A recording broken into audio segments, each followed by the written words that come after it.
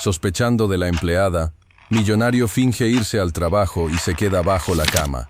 La escena que vio lo dejó horrorizado. El rugido del Mercedes-Benz G63 se apagó de golpe, como un suspiro ahogado en la garganta de la mañana. Mateo Silva permaneció sentado al volante, sus nudillos blanquecinos aferrados al cuero aún cálido. A través del parabrisas inmenso, observaba la fachada de su propia casa. No era un hogar, nunca lo había sido. Era una fortaleza de cristal y acero, diseñada por un arquitecto de renombre para ser la envidia del barrio privado. La luz del amanecer, tímida y dorada, se reflejaba en los ventanales, creando destellos cegadores que ocultaban más de lo que revelaban. Era una casa de postín, una vitrina de éxito, y en ese momento le pareció la construcción más fría y hueca del mundo.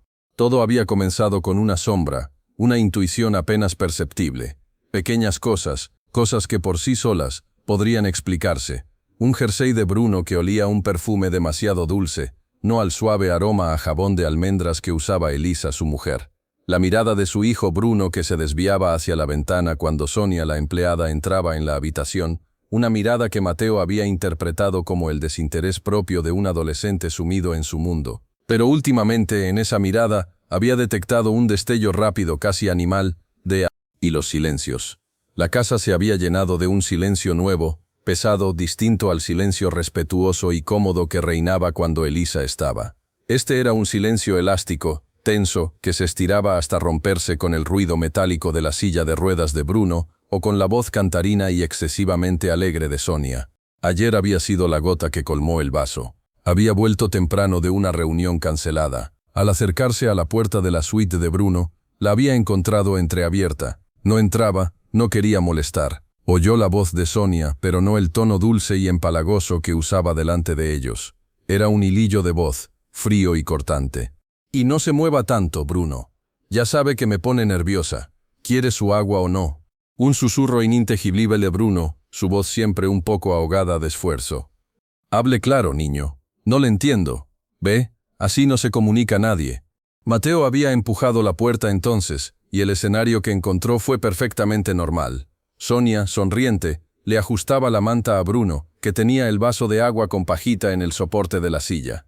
Todo en orden, pero el aire estaba cargado de una electricidad negativa que se le erizó en la nuca. Bruno no le devolvió la sonrisa. Sus ojos, del mismo color avellana que los de Elisa, se clavaron en los de su padre con una intensidad desesperada que le cortó la respiración. Fue solo un instante. Luego, Bruno bajó la mirada hacia su libro, y Sonia se rió con una risa de campanillas que sonó falsa, metálica como un cascabel roto. Don Mateo, qué sorpresa. Bruno y yo estábamos justo repasando la lección de historia. Mateo no dijo nada, solo asintió. Pero esa noche, abrazado a Elisa en la cama de su suite, en la oscuridad, le confesó sus temores. Son tonterías, Mateo, murmuró ella, ya medio dormida por el cansancio de su exigente trabajo en la firma de abogados. Sonia viene recomendadísima. Lleva 6 meses con nosotros y Bruno nunca ha estado mejor atendido. Es una perla. Eres tú que desde el accidente ves fantasmas donde no los hay. El accidente. Esas 2 palabras pesaban más que toda la fortuna que había acumulado. Un semáforo en verde, una distracción de un segundo, un camión que no se detuvo. Él había salido con magulladuras. Elisa con cicatrices en el alma. Bruno se había quedado con el cuerpo convertido en una prisión de nervios dañados, condenado a una silla de ruedas de titanio y ruedas de carbono, con movilidad casi nula y una voz que costaba trabajo descifrar. La culpa, un cáncer silencioso, le roía por dentro cada día. ¿Y si no hubiera mirado el maldito teléfono? ¿Y si hubiera salido 2 minutos antes o después? Elisa tenía razón. Veía fantasmas. Pero el fantasma de ayer, en los ojos de su hijo, le había parecido terriblemente real. Por eso estaba ahora sentado en su coche, fingiendo haber ido al trabajo. Había besado a Elisa, que se marchaba antes que él. Había subido a despedirse de Bruno, un beso en la frente que el niño recibió con los ojos cerrados, y había cargado con el peso de la mentira al decirle a Sonia, con la voz más natural que pudo encontrar, que tenía un día de reuniones interminables y que no volvería hasta tarde. No se preocupe, don Mateo. Aquí todo en orden. Cuidaré de mi chiquitín, había dicho Sonia, con esa sonrisa amplia que no llegaba a sus ojos azules, ojos de un azul gélido de glaciar. Y ahora, aquí estaba. El plan era de una locura absoluta, indigna, denigrante, pero el amor por su hijo y la sombra de la culpa podían más que el orgullo de un millonario acostumbrado a dar órdenes, no a esconderse. Salió del coche con movimientos felinos, evitando el crujir de la grava bajo sus costosos zapatos italianos. La entrada principal estaba descartada. La llave maestra que guardaba en su estudio para emergencias giró silenciosamente en la cerradura de la puerta lateral que daba al jardín trasero. Contuvo la respiración al empujarla, el gozne estuvo a punto de chirriar, pero cedió con un susurro. La casa lo recibió con su silencio opresivo. Olía a limpio, a lejía perfumada y a flores recién cortadas del invernadero. Un lugar impecable, estéril. Avanzó como un ladrón en su propia morada, esquivando los rayos de sol que se colaban por las persianas y se proyectaban como franjas doradas en el suelo de mármol pulido. Cada crujido del parqué, cada latido de su propio corazón, le sonaba como un tambor en la quietud. Llegó al pasillo que conducía a las suites. La de Bruno era la última, con la puerta cerrada. Oyó, al acercarse, la voz de Sonia. Canturreaba una canción de moda desafinada. Mateo se deslizó en la habitación contigua, el cuarto de invitados que nunca se usaba. Estaba tan impecable como el resto de la casa, con la cama de 2 plazas perfectamente tendida, las almohadas alineadas como soldados. Era aquí donde debía ejecutar la parte más humillante de su plan. Se arrodilló. El suelo estaba frío. Se tumbó de costado y, con un esfuerzo que le hizo sudar, se deslizó bajo el armazón de la cama. Polvo. Olía a polvo. Un lugar que la aspiradora robot de última generación evidentemente no alcanzaba. La madera del somier le arañaba la espalda a través de la fina camisa de seda. Su respiración se aceleró. Un ritmo precipitado y ahogado que rebotaba en el espacio reducido. Desde su escondite, apenas veía las patas de los muebles y una franja del suelo de roble. Pero oía perfectamente. Los minutos se estiraban como chicle, lentos, pegajosos. Cada uno era una agonía de incomodidad física y suspense mental. ¿Y si estaba equivocado? ¿Y si Sonia era solo una mujer con un humor variable y él era un paranoico que proyectaba su culpa? Se sentiría un idiota, pero prefería 1000 veces ser un idiota a tener la razón. Entonces, el sonido de la puerta de Bruno al abrirse le erizó todos los sentidos. «Bueno, mi vida, ¿cómo amanecimos hoy?» La voz de Sonia era melosa, empalagosa, la que usaba para las apariencias. No hubo respuesta de Bruno, solo un sonido leve, un arrastre. «Vamos, no seas mudo. Di buenos días, Sonia. Practica. Tu papá paga una fortuna para que hables, no para que te quedes como un vegetal». Mateo contuvo el aliento. ¿Había dicho eso? ¿Vegetal? Una ira fría comenzó a brotar en su estómago. Oyó el chirrido metálico de los frenos de la silla siendo accionados. Y luego, el sonido más horrible hasta entonces, un golpe sordo como de un puño contra algo blando, seguido de un gemido ahogado, un quejido de dolor que Bruno intentó sofocar. «Eso por no saludar», dijo Sonia. Su voz había perdido toda la melosidad. Era plana, dura, como un cuchillo sin filo. «¿Crees que porque tu papá tiene dinero puedes hacer lo que te da la gana? Aquí mando yo. ¿Entendido?» Otro gemido, este de asentimiento, de miedo. «No te oigo». Un sonido forzado, un gruñido ronco que Mateo reconoció con el corazón hecho trizas. Era el sonido que Bruno hacía para decir sí. Le costaba un mundo, un esfuerzo físico desgarrador. «Muy bien, así me gusta». Oyó el ruido de las ruedas moviéndose. Sonia paseaba la silla por la habitación. Mateo podía visualizarla. Bruno, indefenso, encadenado a su propio cuerpo, a merced de esa mujer. Su hijo que antes corría por el jardín, que reía con una risa que era como música, reducido a esto. A un vegetal al que golpeaban por no saludar.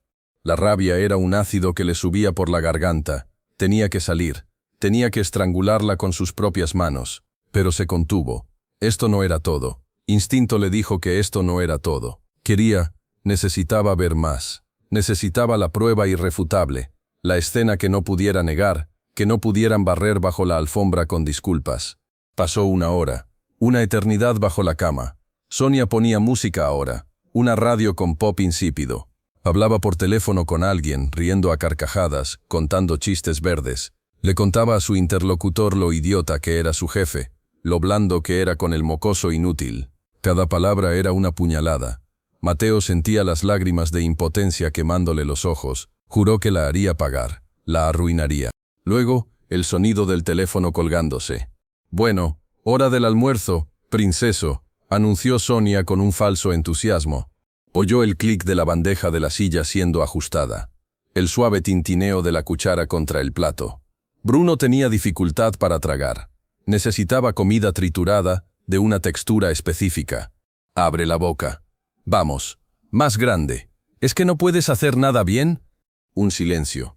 Y luego, un sonido que heló la sangre de Mateo. Un arcón, un ahogo, un vómito. «¡Qué asco!», gritó Sonia, y el sonido de una bofetada resonó, nítida y cruel en la habitación. «Te lo dije. Tragar, estúpido. Mira lo que has hecho. Me has manchado el delantal». El llanto de Bruno, silencioso, desesperado, un hipo entrecortado de pánico y dolor, llenó la habitación. Era un sonido que Mateo no había oído desde los primeros días después del accidente. Un sonido de absoluta derrota. «Cállate. Cállate ya», susurró Sonia con ferocidad. El llanto se intensificó, incontrolable. «¿Quieres que te calle?». El sonido de las ruedas moviéndose bruscamente. Un crujido. Un golpe seco contra la pared. Mateo imaginó la silla siendo estrellada contra ella. Bruno debió de gritar, porque Sonia gruñó. «¡Chis! ¡Silencio!». Luego, un sonido nuevo, metálico, familiar. El ruido de las pinzas de la batería de la silla siendo desconectadas. Un zumbido eléctrico que se apagó de repente. Y luego, el silencio. Un silencio absoluto, aterrador. ¿Qué había hecho? La silla de ruedas eléctrica, la única autonomía que le quedaba a Bruno, estaba ahora muerta, desconectada. Bruno estaba completamente atrapado, inhabilitado incluso para moverse un centímetro. «Ahora vas a aprender a comportarte», dijo Sonia, y su voz sonaba ahora diferente. Cansada, pero no de física, sino de maldad. Era la voz de alguien que disfruta ejerciendo un poder absoluto sobre otro. «Te voy a enseñar una cosa, una cosita que tu papi y tu mami no te enseñan». Mateo, desde su angosto escondite, vio sus pies moverse hacia el armario empotrado. Los zapatos cómodos, de suela de goma, que usaba para trabajar, se detuvieron frente a las puertas correderas. Oyó el sonido de una llave girando en una cerradura. ¿Qué armario tenía llave? Él no lo había mandado poner. Las puertas se abrieron. Los pies de Sonia desaparecieron dentro del armario por un momento. Cuando salieron, arrastraban algo pesado. Algo que hizo un ruido sordo y plástico al ser depositado en el suelo, justo en el límite de su campo de visión, cerca de la cama de Bruno. Era una bolsa de deporte grande, azul, un poco gastada. Sonia la desabrochó con ruido de cremallera. Los ruidos que siguieron fueron confusos, un leve tintineo, un roce de tela, un clic metálico. Luego, el sonido de Sonia arrodillándose. Su rostro debía de estar ahora a la altura de Bruno. Su voz volvió, pero esta vez era un susurro venenoso, íntimo, cargado de una malevolencia que hizo que el sudor frío empapara la camisa de Mateo.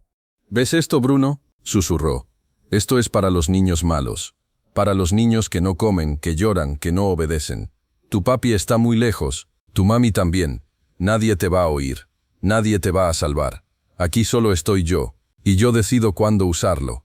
Mateo no podía verlo, pero oyó el leve zumbido, un vibrador eléctrico, bajo y constante. Y luego, el sonido de Bruno. No un grito, no un llanto. Fue un jadeo, un chillido ahogado de terror puro, absoluto, un sonido que no era humano, que surgía de lo más profundo del instinto de supervivencia. Un sonido que reconocía ese zumbido, que lo temía de una manera visceral. Y entonces Mateo lo vio. Desde su escondite con el rostro aplastado contra el polvo, vio el brazo de Sonia extenderse. En su mano no sostenía un juguete, ni un vibrador común. Era un objeto negro, delgado con una pequeña luz roja en la base y una protuberancia en la punta de un material que parecía de goma dura. Zumbaba con una frecuencia baja y desagradable.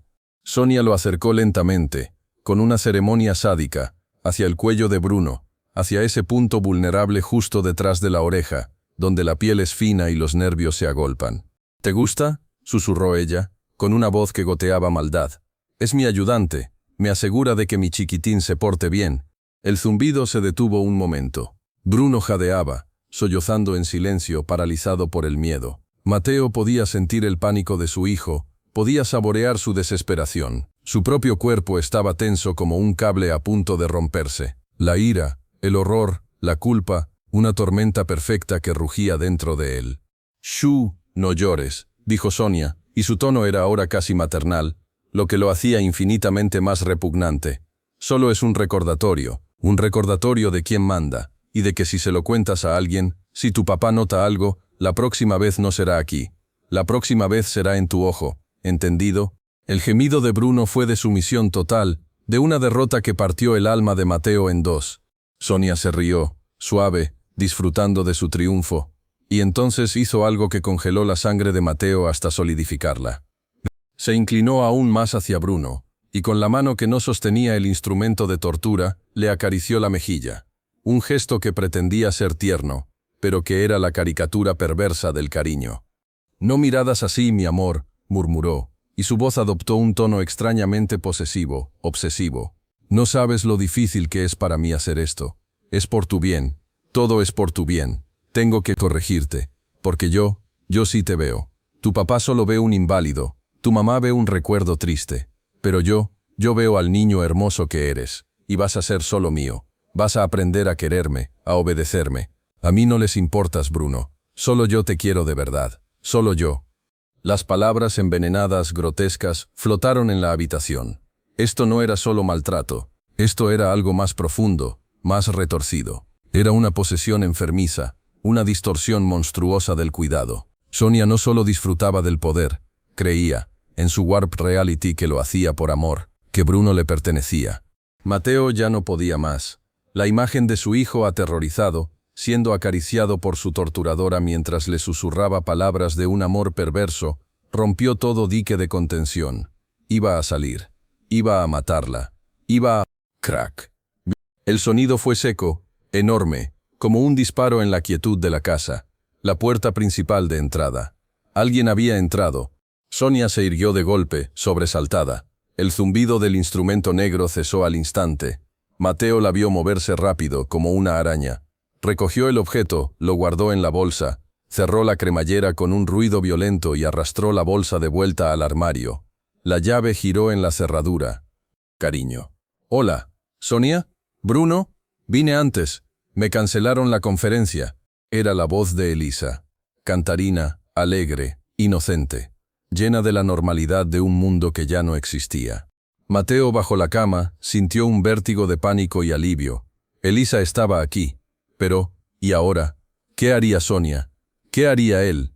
Oyó los tacones de Elisa acercándose por el pasillo. Clic-clac, clic-clac. Un ritmo familiar y querido que ahora sonaba como la cuenta atrás de una bomba. Sonia se aclaró la garganta. Su voz, cuando habló, fue de nuevo melosa, cálida, la máscara perfecta. «Señora Elisa, qué alegría. Aquí estamos, Bruno y yo, leyendo un poco antes de comer». Clic-clac, clic-clac. Los tacones se detuvieron en la puerta de la habitación de Bruno. Mateo podía ver sus pies, enfundados en unos elegantes pumps negros. Estaba allí, a metros de la verdad, sonriendo a la mentira. «Hola, mi amor», le dijo a Bruno. Luego, a Sonia. «¿Todo bien?» «Todo perfecto, señora». «Un ángel, como siempre», mintió Sonia, con una facilidad aterradora. Hubo una pausa. Mateo contuvo la respiración. ¿Notaría Elisa algo? ¿El aire viciado? El silencio demasiado tenso de Bruno, los ojos de su hijo, que debían estar desorbitados por el terror. «Bruno, cariño, ¿estás bien?», preguntó Elisa, y su voz perdió un ápice de alegría. Había detectado algo, la conexión de una madre. Antes de que Bruno pudiera emitir un sonido, antes de que Mateo pudiera decidir si salir o no de su escondite y enfrentar la pesadilla, Sonia respondió por él, su voz un poco más alta de lo necesario, cubriendo cualquier posible ruido. «Claro que sí. Solo está un poco somnoliento, ¿verdad, campeón? La medicación de la mañana a veces lo deja así. ¿Y a usted, señora, la cancelaron? Qué pena. ¿Le preparo un café?» «Sí, gracias, Sonia», dijo Elisa, aunque su voz aún sonaba dubitativa. Sus pies no se movían. Mateo la imaginó mirando a Bruno, buscando en su rostro la confirmación que no llegaba. Bruno estaba paralizado, no por su condición, sino por el miedo puro que Sonia había inoculado en él con su última amenaza. «La próxima vez será en tu ojo». «Bueno, voy a dejar la chaqueta», dijo Elisa por fin, y sus tacones comenzaron a alejarse clic-clac, hacia su habitación. El sonido se perdió. Sonia debió de quedarse mirando a Bruno. Mateo no podía verla, pero podía sentir su sonrisa de triunfo, su desprecio silencioso. Entonces, se acercó a la cama de Bruno. Sus zapatos de goma estaban a centímetros de la nariz de Mateo. Bajó la voz a un susurro que solo Bruno y Mateo, desde su infierno bajo la cama, podían oír. «¿Ves?», susurró, con una dulzura venenosa. «Nadie te cree. Nadie te salva. Eres mío». Y acto seguido, con una naturalidad demencial, comenzó a tararear su canción desafinada mientras se dirigía a la puerta para ir a prepararle el café a Elisa. La puerta se cerró con un clic suave. Quedaron en silencio. Mateo, bajo la cama, aplastado por el peso de la revelación, la rabia y una impotencia que le sabía a hiel. Y Bruno en su silla, desconectado, vulnerable, completamente solo con su terror, sabiendo que su padre había estado allí, lo había visto todo, y no había hecho nada. El último sonido que Mateo oyó, antes de que el mundo se le viniera encima, fue el más débil, el más desgarrador de todos, el leve, casi imperceptible sonido de una lágrima de su hijo cayendo y estrellándose contra el frío suelo de roble. El sonido de esa única lágrima, un plink infinitesimal en el vasto silencio de la habitación, resonó en los oídos de Mateo con la fuerza de una detonación. Fue el sonido de la rendición total, de la soledad más absoluta. Cada fibra de su ser le gritaba que saliera de aquel escondite indigno, que corriera hacia su hijo, que lo arrancara de esa silla y lo apretara contra su pecho hasta que el miedo se disipara. Pero los pies de Sonia, aunque sus tacones ya no repiqueteaban en el pasillo, parecían haber dejado una huella fantasmal en el umbral. Su amenaza final, susurrada con una certeza aterradora, «Eres mío», flotaba en el aire como un gas venenoso paralizante. ¿Y si no se había ido? ¿Y si estaba al otro lado de la puerta, escuchando? El zumbido del objeto negro, la luz roja siniestra, la imagen de su brazo extendido hacia el cuello vulnerable de Bruno, era una torturadora metódica. ¿Qué haría si lo descubría? Su advertencia sobre el ojo de Bruno no era una bravata. Mateo, desde su rincón de polvo y horror, había sentido la verdad visceral de esa crueldad. Moverse era arriesgar lo único que le quedaba, la ventaja de la sorpresa y la certeza.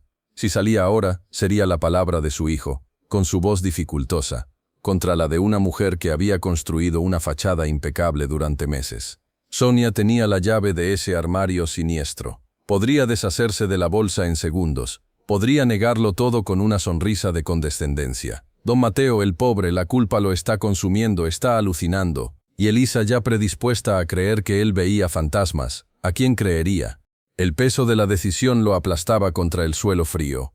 La respiración se le encogió en el pecho, convertida en jadeos cortos y silenciosos que aspiraban el polvo del somier. Cada partícula le rasgaba la garganta, pero el dolor físico era nada comparado con la agonía de escuchar el silencio elocuente de su hijo. No había llanto, no había quejido, solo ese silencio espeso, roto minutos antes por una lágrima. Bruno había aprendido, de la manera más brutal, que hacer ruido atraía el dolor, que su dolor no importaba. Desde su ángulo forzado, Mateo veía las ruedas de la silla, inmóviles, los frenos aún activados. Bruno era un prisionero en dos sentidos, atrapado en su cuerpo, y ahora, atrapado por el terror que Sonia había implantado en él. Mateo intentó forzar la vista, torcer el cuello hasta casi dislocarlo, para vislumbrar, aunque fuera un centímetro de la mano de su hijo, un mechón de su cabello. Nada, solo la fría geometría de la silla y la sombra que proyectaba bajo la tenue luz de la habitación. Afuera, en el mundo que una vez fue normal, oyó los sonidos amortiguados de la casa, el leve run-run de la cafetera en la cocina, a lo lejos, la voz de Elisa, llamando a Sonia desde su habitación, preguntándole algo sobre la tintorería, la voz de Sonia, respondiendo con su tono de empleada eficiente y servicial, tan falsa que a Mateo le hervía la sangre. Eran los sonidos de una vida que continuaba, ignorante del infierno que se desarrollaba a pocos metros de distancia. Cada risa falsa de Sonia, cada palabra amable que intercambiaba con Elisa, era una bofetada.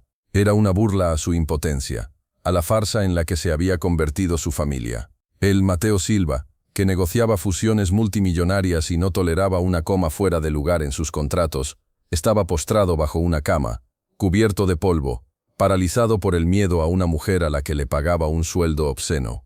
Los minutos se arrastraban de nuevo, pero esta vez la tortura era diferente. Ya no era la espera ansiosa de la confirmación de una sospecha. Era la agonía de tener la verdad en las manos, caliente y sangrante, y no poder gritarla. Era la necesidad visceral de actuar, contenida por el pragmatismo frío de la estrategia. Tenía que ser inteligente, tenía que ser impecable, para Bruno, solo por Bruno. Finalmente, oyó los pasos de Elisa acercándose de nuevo por el pasillo. Isa más despacio esta vez, se detuvo frente a la puerta de Bruno. Mateo contuvo el aliento. «Bruno, cariño, ¿seguro que estás bien?» La voz de Elisa era suave, llena de una preocupación genuina que le partió el corazón a Mateo. «Te veo, pálido». No hubo respuesta, solo un silencio que gritaba. «¿Te duele algo? ¿Quieres que llame al doctor Méndez?» Mateo apretó los puños hasta que las uñas se clavaron en sus palmas. «Grita, hijo. Por favor, haz un sonido. Dile algo, cualquier cosa». Rezó por un gemido, por un sonido de negación, por el más mínimo indicio de que Bruno podía romper el hechizo de miedo. Nada. Elisa debió de acercarse. Vio sus pums negros cruzar el umbral y acercarse a la silla. Bruno, su voz now tenía un dejo de alarma. Desde su escondite, Mateo vio cómo las ruedas de la silla se movían ligeramente. Elisa debía estar acariciándole el pelo, tocándole la frente en busca de fiebre. «Está fría», murmuró ella, más para sí misma. Sonia dijo que la medicación lo dejó somnoliento, pero el pero flotó en el aire, cargado de todas las dudas que Mateo había sembrado antes. Por un instante de esperanza feroz, creyó que ella lo veía, que la conexión materna traspasaría la cortina de terror. Pero entonces los pumps se alejaron. «Descansa, mi amor. Voy a hablar con Sonia a ver si le podemos bajar un poco la dosis. Duerme un poco». La puerta se cerró de nuevo, no con un clic fuerte, sino con un suspiro de resignación.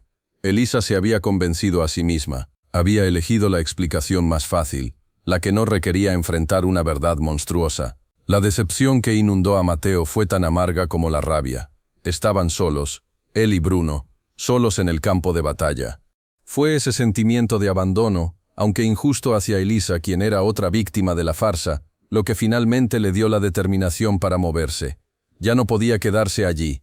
Tenía que llegar a Bruno, tenía que hacerle saber, sin palabras que Sonia pudiera oír, que no estaba solo. Esperó otros 5 minutos interminables, contando cada latido de su corazón como si fueran los golpes de un martillo contra su cráneo. Los sonidos de la casa se habían estabilizado.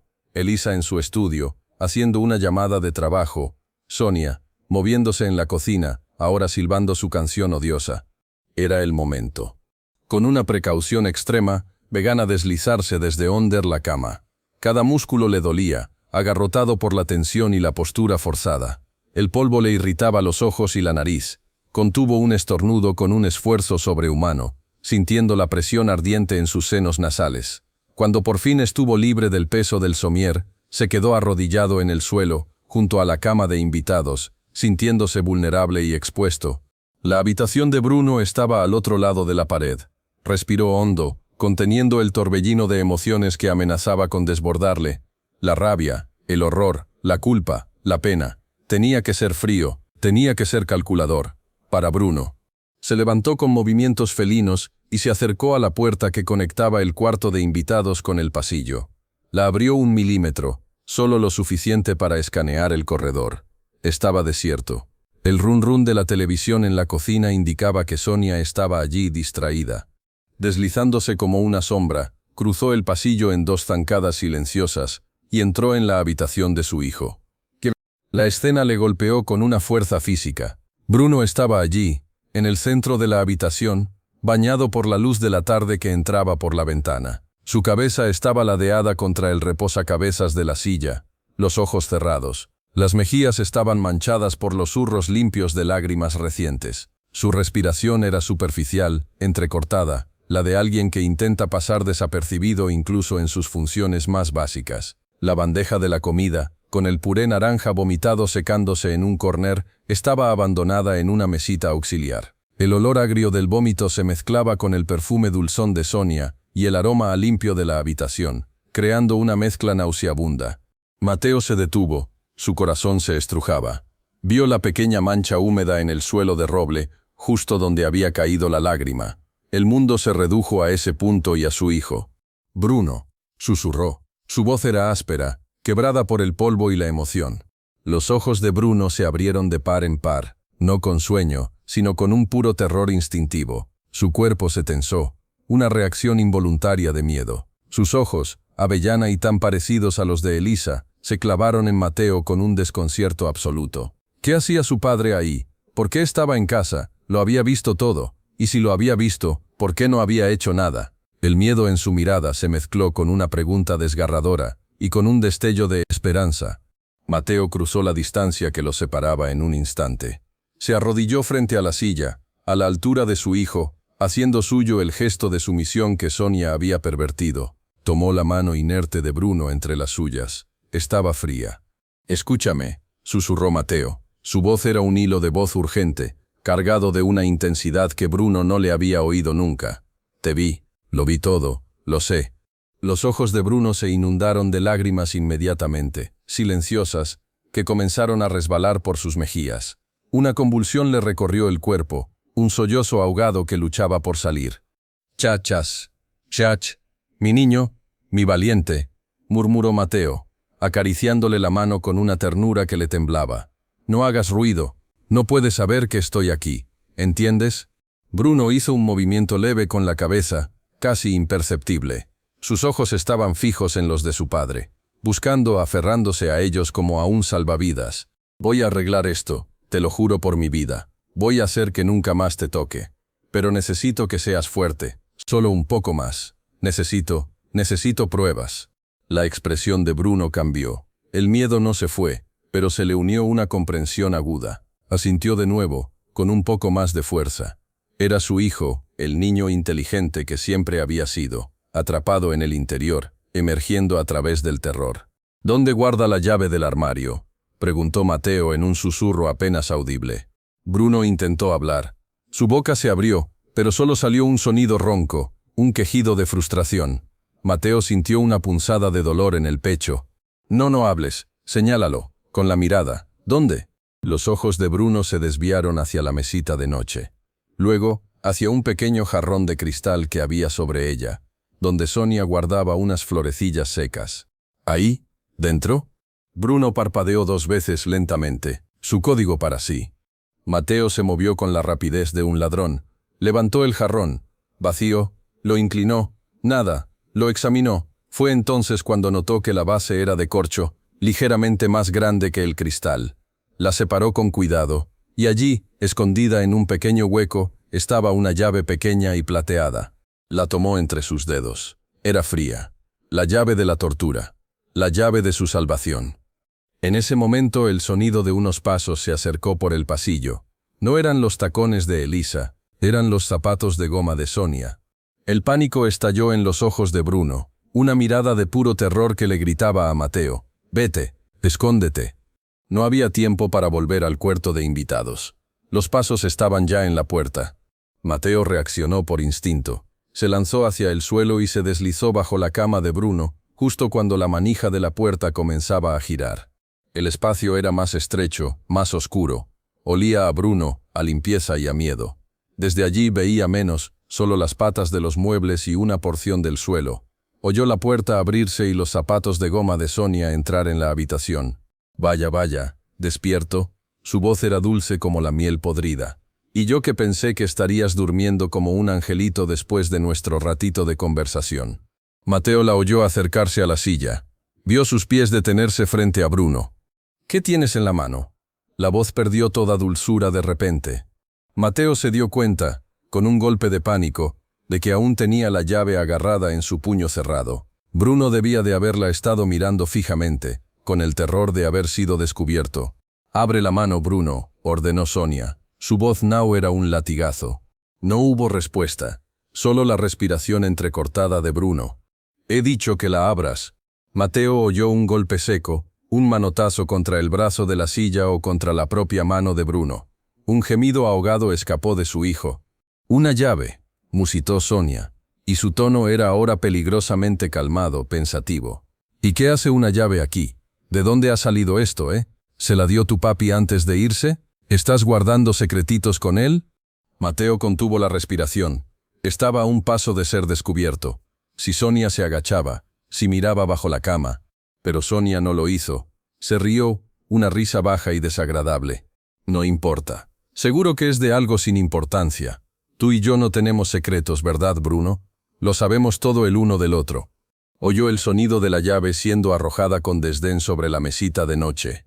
Ahora vamos a almorzar de nuevo. Y esta vez vas a portarte bien, ¿verdad? Porque si no, ya sabes lo que pasa. El zumbido del aparato negro no se activó, pero su amenaza llenó la habitación tanto como si lo hubiera hecho. Mateo, bajo la cama, apretó los puños con una furia impotente. Tenía la prueba, la llave, pero estaba atrapado, obligado a escuchar cómo Sonia comenzaba a dar de comer a su hijo, sus palabras un veneno constante de amenazas veladas y falsa condescendencia. Cada cucharada que Bruno tragaba en silencio era una victoria de Sonia. Cada susurro de «muy bien, así me gusta» era una humillación para Mateo. Y entonces sonó el teléfono de Sonia. Un ringtone estridente de reggaetón. Los pasos de Sonia se alejaron un poco de la silla. «Dígame». «Ah, sí, señora. Ahora mismo bajo». Era Elisa. La llamaba desde abajo. Sonia suspiró, exasperada. «Tu mamá me necesita. Qué suerte tienes. Terminaremos luego. Y piensa muy bien en cómo apareció esa llave». Sus pasos se dirigieron hacia la puerta, la abrió y salió, pero no la cerró del todo. La dejó entreabierta, como una invitación al peligro, como un recordatorio de que podía volver en cualquier momento. El silencio volvió a caer. Mateo permaneció bajo la cama, temblando de rabia y adrenalina. Tenía la llave, tenía la verdad, pero también tenía a Sonia alerta, preguntándose por una llave que no debería estar allí. Y entonces, desde arriba, desde la silla, oyó el sonido más milagroso y aterrador. La voz de Bruno, forzada, quebrada, un hilillo de sonido que costaba una eternidad descifrar, dirigida a la penumbra onder la cama. «Papá». Era la primera vez que lo llamaba así desde el accidente. Y en esa palabra, rota y valiente, estaba todo el horror, la esperanza y la súplica del mundo. Mateo supo que se le acababa el tiempo. La confrontación final no sería una elección. Sería una explosión. El sonido de esa palabra, papá, surgiendo de la garganta de su hijo como un milagro doloroso, quebró los últimos diques de contención en Mateo. Ya no era solo rabia, era una fuerza primordial, oscura y tectónica, que se alzaba desde lo más profundo de sus entrañas. La imagen de Bruno, paralizado no solo por su lesión sino por el terror inyectado, el zumbido siniestro de ese artefacto, la llave fría en su mano, la voz de Sonia pervirtiendo el significado de la palabra amor. Todo se fundió en una sola certeza, la aniquilación. Ya no importaba la estrategia, la evidencia, las apariencias, solo importaba el fuego purificador de la venganza. Salió de bajo la cama con un movimiento fluido y silencioso, como un depredador emergiendo de su madriguera. No miró a Bruno de inmediato. No podía permitirse que la pena le ablandara los músculos, que el dolor nublara su determinación. Su mirada se clavó en la llave que estaba sobre la mesita de noche. La tomó. Era el talismán que abriría las puertas del infierno que Sonia había construido. Desde el pasillo, aún se oía la voz de Sonia, hablando con Elisa al pie de la escalera. «Sí, señora, ahora mismo voy a la tintorería. Bruno está durmiendo, no se preocupe». Mentira. Cada palabra suya era un clavo en el ataúd de su propia suerte. Mateo cruzó la habitación hasta el armario empotrado. Su corazón latía con un ritmo frío y metálico, no con el calor del pánico, sino con la glacial precisión de un verdugo. Introdujo la llave en la cerradura. Giró. El clic sonó como un disparo en la quietud de la habitación. Abrió las puertas. Allí estaba, la bolsa azul desgastada, tirada en un rincón como un cuerpo sin vida.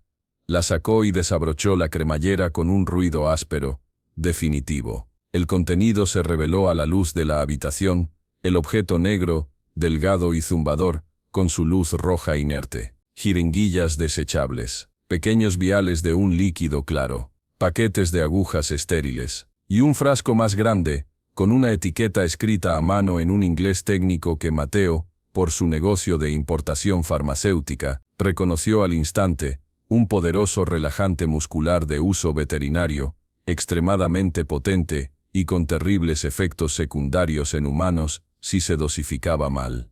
La pieza final del rompecabezas encajó con un estruendo sordo en su mente. No era solo maltrato, No era solo tortura psicológica, era envenenamiento, era sabotaje médico. Ella lo estaba paralizando aún más. Lo estaba manteniendo en un estado de sumisión química, exacerbando su condición para hacerlo más dependiente, más suyo. El mundo se tiñó de rojo. La respiración de Mateo se convirtió en un rugido sordo en sus oídos. Tomó el frasco de líquido claro. Su puño lo envolvía con una fuerza que hacía temblar el vidrio. En ese momento, los pasos de Sonia subieron las escaleras. Rápidos, ligeros, canturreando. Iba a volver a la habitación. Mateo no se movió. Se quedó de pie, frente al armario abierto, con la bolsa de la tortura a sus pies y el frasco del veneno en la mano. Esperó, era el cazador, y la presa volvía alegremente al lazo. La puerta se abrió de par en par. «Bruno, cariño, ¿te has dormido o...?» La voz de Sonia se cortó en seco. Sus ojos azules, tan fríos, se abrieron como platos al ver la escena. A Mateo de pie, la bolsa abierta, el frasco en su mano. Su canturreo murió en sus labios, repleto por una inhalación brusca de aire. El color se esfumó de su rostro, dejándolo de un blanco cadavérico. La máscara de la empleada perfecta se hizo añicos, revelando por un instante el puro pánico underneath. «¿De don Mateo? ¿Qué? ¿Qué hace usted aquí? Yo pensé que...» Mateo no dijo una palabra, solo la miró. Su mirada no era de rabia efervescente, sino de un hielo infinito, de una promesa de aniquilación tan absoluta que Sonia dio un paso atrás, instintivamente, chocando contra el marco de la puerta. Esto no es lo que parece», balbuceó, encontrando resortes de su fachada. «Son mis medicamentos, para la migraña. Y eso es un masajeador». Mateo alzó lentamente el frasco del relajante muscular. Su voz, cuando por fin habló, no era un grito, era un susurro grave, ronco, cargado con el peso de una furia milenaria. «¿Para la migraña? ¿Un relajante muscular veterinario? ¿Y las jeringuillas? ¿Para inyectarte tú la migraña, Sonia?» Ella tragó saliva, buscando una salida que no existía. «Sí, me lo inyecto. Tengo espasmos terribles. Usted no entiende». «Papá».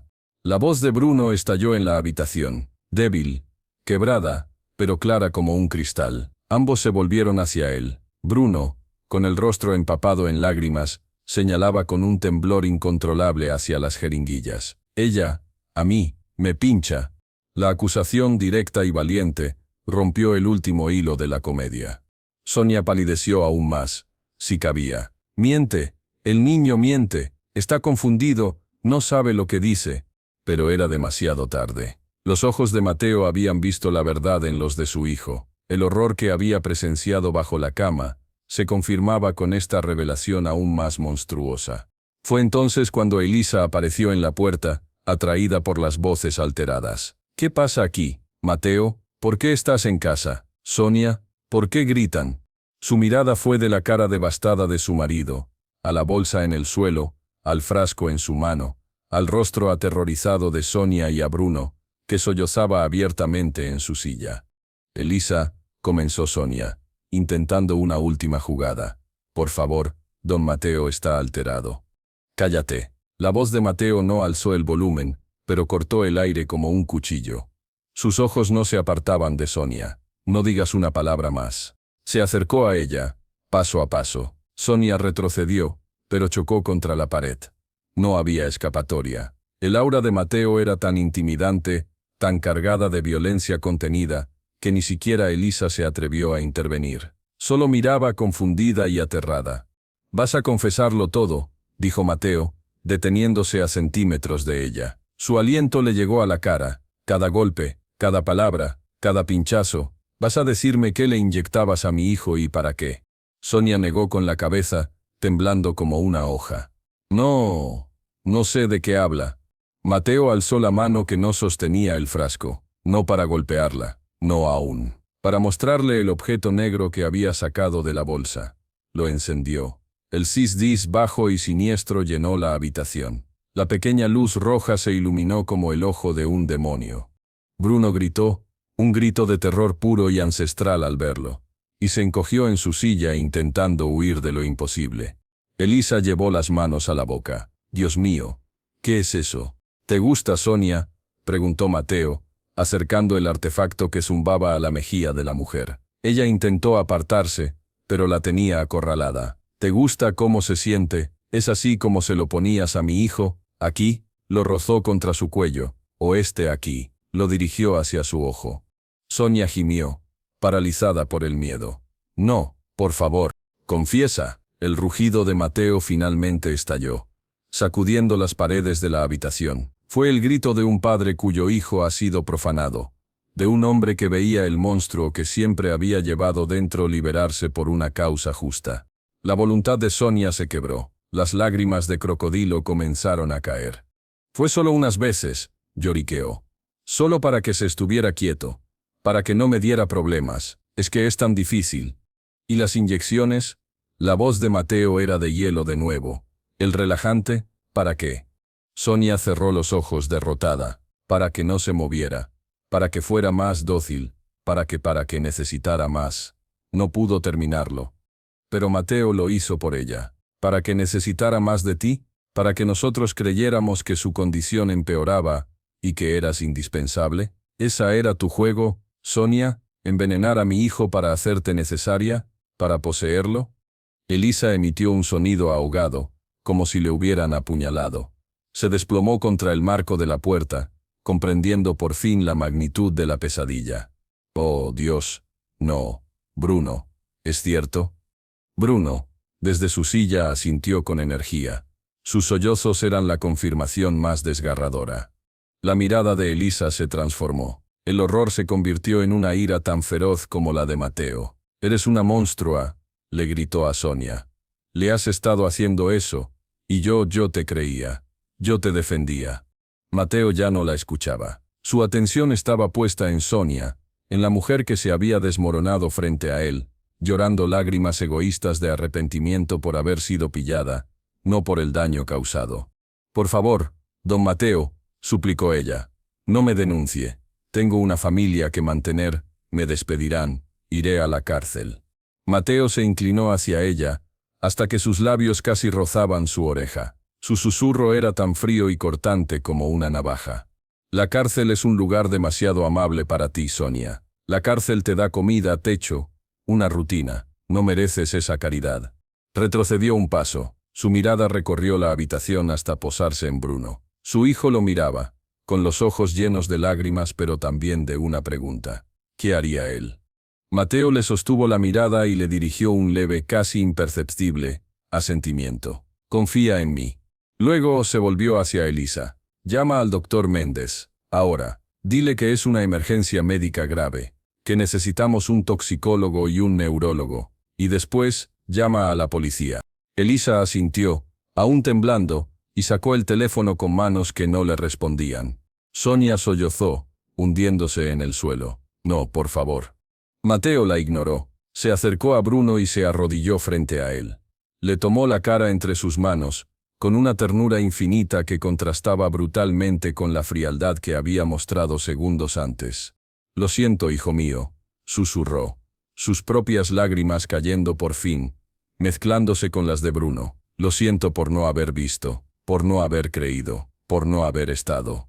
Bruno inclinó su cabeza hacia la mano de su padre, buscando consuelo. «Ya está bien», logró articular, cada palabra un esfuerzo titánico.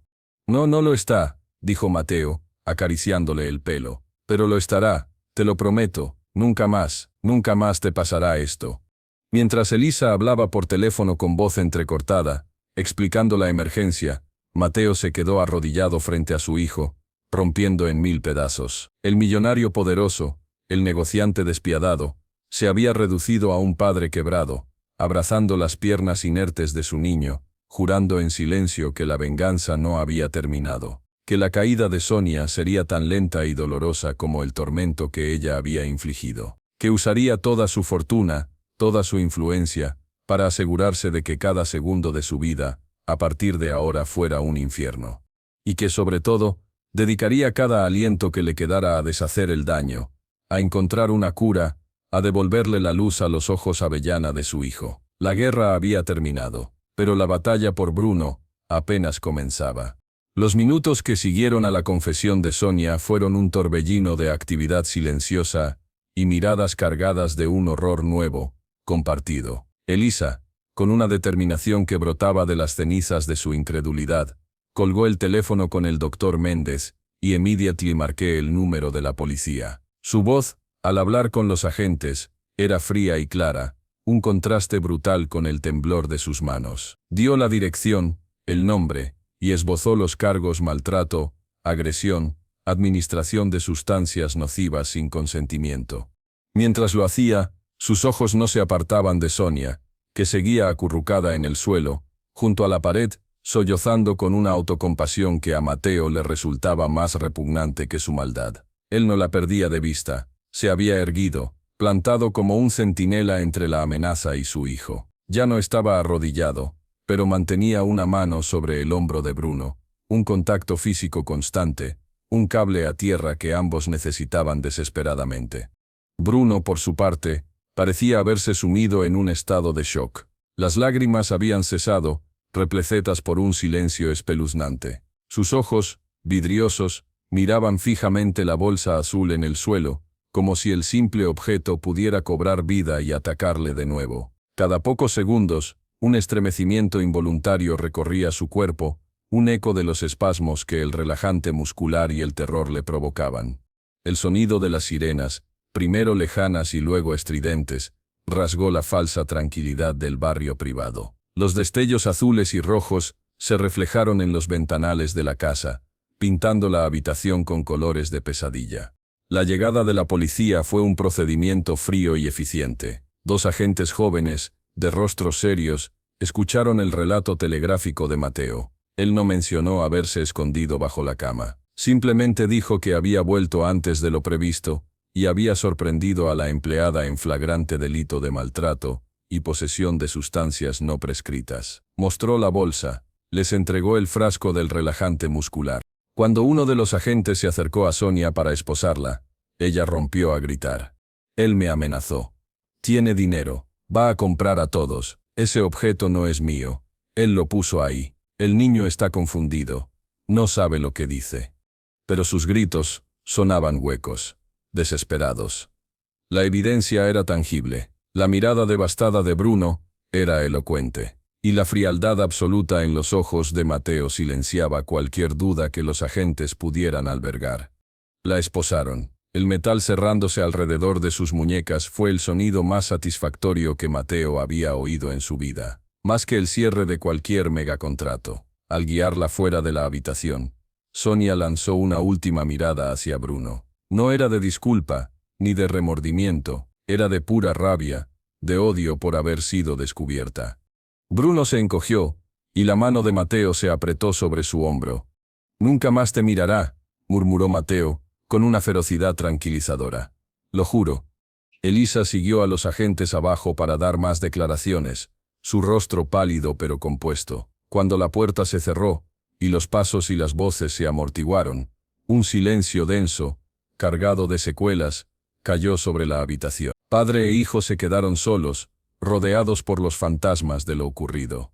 Mateo se arrodilló de nuevo frente a la silla. Ahora, a la luz de la tarde que empezaba a declinar, podía ver los detalles con una claridad dolorosa. Las leves marcas rojizas en los brazos de Bruno, donde las agujas habían entrado. La sombra de un moretón tenue en su mejilla, donde el golpe sordo había impactado horas antes. Pero lo peor eran los ojos. La luz curiosa, a veces traviesa, que siempre había albergado la mirada de su hijo, se había apagado, repleta por una cautela animal, un miedo que se había instalado en lo más profundo. «Bruno», susurró Mateo, su voz áspera por la emoción. ¿Puedes decirme, desde cuándo?» Bruno cerró los ojos con fuerza, como si intentara bloquear la memoria. Luego los abrió y miró a su padre. El esfuerzo por hablar era visible. Un combate contra sus propios músculos paralizados, y el trauma que ahora los encadenaba aún más. Después, forcejeó, sudando de la tensión. «De Navidad». Después de Navidad. Hacía casi 3 meses. 3 meses de tortura lenta, de envenenamiento, de terror. Mateo sintió un vacío en el estómago. Navidad. Él había estado obsesionado con una adquisición empresarial en Asia. Había estado distante, ausente. Sonia había visto su oportunidad, y había echado raíces en la vulnerabilidad de su hijo. Asintió. Onay volvió a hablar, apretando la mano fría de Bruno. No necesitaba más palabras, el dolor era un océano que compartían. La llegada del doctor Méndez y su equipo fue un contrapunto de profesionalidad calmada, que contrastaba con el caos emocional. El doctor, un hombre de mediana edad con el pelo entrecano y una tranquilidad innata, había sido el neurólogo de Bruno desde el accidente. Conocía al niño, conocía su línea base, su lucha. Al ver la bolsa de Sonia y el frasco, su rostro se ensombreció. «Dios santo», murmuró, llevándose una mano a la frente. «Es un potente bloqueante neuromuscular. Su uso prolongado podría causar daño nervioso adicional, atrofia muscular. Podría ser irreversible si ha sido dosificado para exacerbar la parálisis». Examinó los brazos de Bruno, encontrando los puntos de inyección con una mueca de disgusto. «Mateo, Elisa, esto es gravísimo». Las palabras del médico, técnicas y frías, fueron otro golpe. No solo era el daño emocional, era físico, cuantificable, tal vez permanente. Elisa, que había vuelto a subir, se dejó caer en una butaca, blanca como la pared. «¿Irreversible?», preguntó Mateo, su voz apenas un hilo de sonido. «No lo sabemos aún», dijo el doctor Méndez, colocando un estetoscopio en el pecho de Bruno. «Necesitamos hacer análisis de sangre urgentes, una electromiografía, una resonancia para evaluar si hay daño nuevo en los nervios. Tenemos que actuar rápido. Empezaremos a desintoxicar su organismo ahora mismo». Mientras el equipo médico comenzaba a trabajar alrededor de Bruno, insertando una vía intravenosa para administrar fluidos y antídotos, Mateo y Elisa se vieron relegados a un rincón. Se miraron por primera vez desde que la pesadilla había estallado. En los ojos de Elisa, Mateo vio el mismo remolino de emociones que devoraba su propio interior: culpa, rabia, un dolor insoportable, y una pregunta muda, aterradora: ¿cómo pudimos no verlo? Yo la defendí», susurró Elisa, rompiendo el silencio entre ellos. Las lágrimas brotaron de nuevo, silenciosas, limpiadoras. «Tú me lo dijiste, y yo te llamé paranoico. Le dije que eras tú el que veía fantasmas». Mateo se acercó y la tomó en sus brazos. Ella se hundió contra su pecho, sollozando. «Yo también lo vi, Elisa. Vi las sombras y no hice nada. Me convencí a mí mismo de que estaba loco. La culpa por el accidente me nubló. Pensé que castigarme dudando de todo era lo justo». Se abrazaron, no como la pareja poderosa y exitosa que eran ante el mundo, sino como dos padres aterrados, perdidos, unidos por el fracaso y por un amor por su hijo que ahora se teñía de una urgencia desesperada. «Nunca más», dijo Elisa, apartándose y secándose las lágrimas con determinación. Su mirada se endureció, adoptando la misma frialdad que Mateo había mostrado antes. «Nunca más confiaremos en nadie. Nos turnaremos. Yo reduciré mi carga de trabajo. Tú harás lo mismo. Uno de los dos estará siempre con él. Siempre». Mateo asintió. Era la única opción. La confianza había muerto en esa habitación. «Y ella», continuó Elisa, y su voz goteaba un veneno que Mateo no le conocía, «no irá a una cárcel cualquiera. Irá al peor agujero que tu dinero y mis contactos legales puedan encontrar. Y se pudrirá allí». La venganza, antes un fuego personal de Mateo, era ahora un pacto conjunto. La tarde se convirtió en noche. Llevaron a Bruno al hospital, en una ambulancia médica privada, para hacerle todas las pruebas necesarias con la máxima discreción y urgencia. La casa, vacía sin él, era un cascarón enorme y frío. El silencio ya no era elástico ni tenso, era pesado como una losa, lleno del eco de los gritos silenciosos de Bruno y de la risa falsa de Sonia. Mateo recorrió la habitación de su hijo, recogió el libro de historia que yacía en el suelo, acarició la manta que había en la silla, se detuvo frente al armario vacío, con la puerta abierta de par en par como una boca oscura. Ese armario ya no sería un mueble más, sería una cicatriz en la memoria de la casa. Al día siguiente, los resultados preliminares del hospital confirmaron sus peores temores. Los niveles del relajante muscular en la sangre de Bruno eran alarmantemente altos. Había signos de nueva irritación nerviosa y de atrofia muscular incipiente en las zonas donde más se había inyectado el fármaco. El daño no era irreversible, según los médicos, pero la recuperación sería larga, dolorosa y lenta. Un camino cuesta arriba aún más empinado. Bruno estaba sedado, descansando, cuando Mateo y Elisa entraron en su habitación del hospital. Parecía más pequeño, más frágil entre las sábanas blancas, pero cuando abrió los ojos y los vio, algo ocurrió. No sonrió. Aún no podía, pero su mirada se posó en ellos, y por primera vez en meses, no había miedo en ella. Había agotamiento, dolor, pero también un atisbo de paz. La paz de saber que los monstruos reales, al menos ese, había sido expulsado del armario. Elisa se sentó en la cama, y le tomó la mano. «Estamos aquí, mi amor. No te vamos a dejar. Nunca más». Mateo se puso al otro lado. No dijo nada, solo colocó la mano sobre el brazo de su hijo, sobre la venda que cubría el lugar de una de las inyecciones. Bruno miró a su padre. Sus labios se movieron, formando palabras silenciosas. Mateo se inclinó para oír. «Gracias», susurró Bruno con un hilo de voz. Fueron 2 palabras, simples, pero para Mateo, significaron el mundo. No le daba las gracias por la venganza, ni por el dinero, ni por la casa. Le daba las gracias por haberlo visto, por haber creído, por haber roto el silencio. Mateo apretó los ojos, conteniendo una nueva oleada de emoción. Asintió, unable to hablar.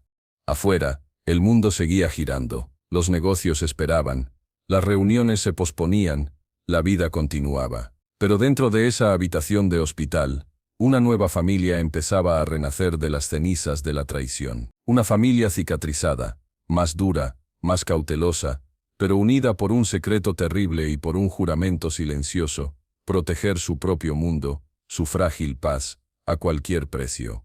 Y Mateo supo, mirando el rostro pálido de su hijo, que su venganza no había terminado con el arresto de Sonia. Solo había comenzado. Su verdadero trabajo, su única misión ahora, no era castigar al monstruo, sino rescatar a la víctima que había quedado atrás. Y lo haría. Con cada recurso a su disposición, con cada gota de su voluntad, devolvería la luz a los ojos de su hijo, incluso si tenía que mover el cielo y la tierra para lograrlo. La batalla por Bruno, la más importante de su vida, acababa de comenzar. 1 año. 12 meses. 365 días, una eternidad y un parpadeo.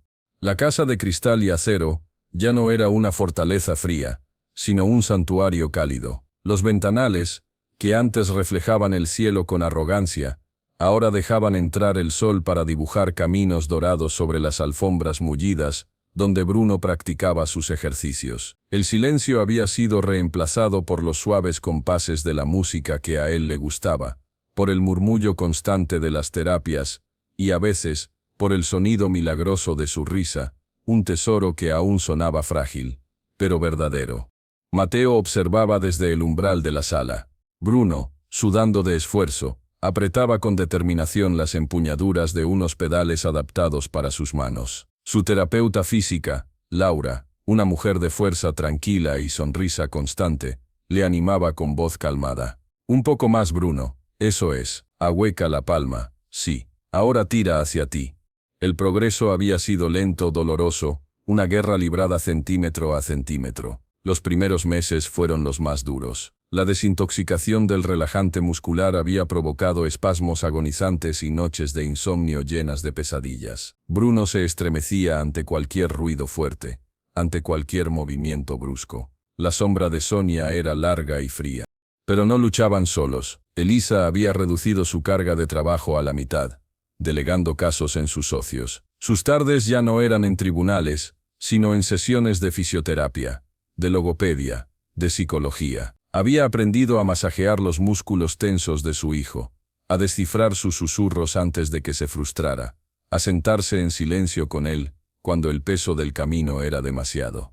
Mateo, por su parte, había hecho lo impensable. Había nombrado un CEO interino para su imperio. Su oficina, otrora el centro de su universo, estaba ahora en la habitación contigua a la de Bruno, convertida en un estudio desde donde dirigía lo estrictamente necesario por videoconferencia. Su nuevo trabajo, su única misión, era ser el arquitecto de la recuperación de su hijo. Investigó tratamientos experimentales, trajo a los mejores especialistas del mundo, diseñó cada rincón de la casa para facilitar la autonomía de Bruno. Pero su mayor contribución fue más simple y más profunda. Estaba presente. Aprendió a leer el lenguaje de su cuerpo, a anticipar sus dolores, a hacerle reír con historias absurdas de sus viajes de negocios. Hoy era un día especial, era el día de la sentencia. Elisa se acercó a Mateo y se apoyó en su hombro. Llevaba un vestido sencillo, de color oscuro, una armadura para la batalla legal final. ¿Estás listo?, le preguntó, su voz baja. Mateo asintió, sin apartar los ojos de Bruno. Él no va a ir, no necesita ver eso. No, confirmó Elisa. Laura se quedará con él. Ya hemos hablado.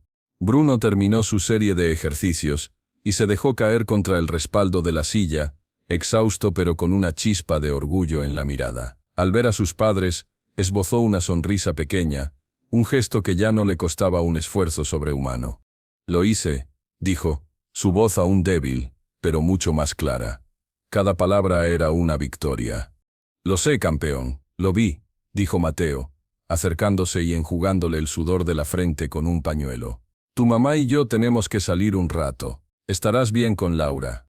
Bruno los miró, y por un instante, una sombra del antiguo miedo cruzó sus ojos. Sabía a dónde iban. Asintió, con valentía. Sur sí, est. Bien. Elisa se inclinó, y le besó la mejilla. Te queremos, mi valiente. La sala del tribunal era fría e impersonal. El aire olía a madera pulida y ansiedad. Sonia, sentada al lado de su abogado de oficio, parecía haber envejecido 10 años. Su vestimenta era sencilla, su mirada baja, pero cuando alzó los ojos hacia ellos, Mateo no vio arrepentimiento. Vio resentimiento, rabia por haber sido atrapada. El juicio había sido rápido y contundente. La evidencia era abrumadora. El objeto de tortura con sus huellas dactilares, los viales y jeringuillas, los informes médicos que detallaban el daño causado, el testimonio grabado de Bruno, lento y doloroso pero claro, como el cristal. Incluso había conseguido que un compañero de Bruno, otro joven con movilidad reducida al que Sonia había cuidado años atrás y que había permanecido en silencio por miedo, testificara sobre patrones similares de conducta. El juez, un hombre de rostro severo, leyó el veredicto. Culpable. Culpable de todos los cargos: agresión, maltrato de persona vulnerable, administración de sustancias nocivas, lesiones. Luego, llegó el turno de las declaraciones de impacto victimario. Elisa se levantó. Su voz, clara y firme, resonó en la sala silenciosa. Usted no le robó solo la salud a mi hijo, dijo mirando a Sonia sin odio, pero con un desprecio absoluto. Le robó la sensación de seguridad en su propio hogar. Le robó la confianza en las personas que deberían cuidarle. Le robó meses de su vida, meses de dolor y terror que nunca recuperará. Pero se equivocó en una cosa. No lo quebró, lo hizo más fuerte. Y a nosotros nos unió como familia como nunca antes. Su maldad no nos destruyó, nos fortaleció. Fue el turno de Mateo. Se puso de pie. No miró a Sonia, miró al juez.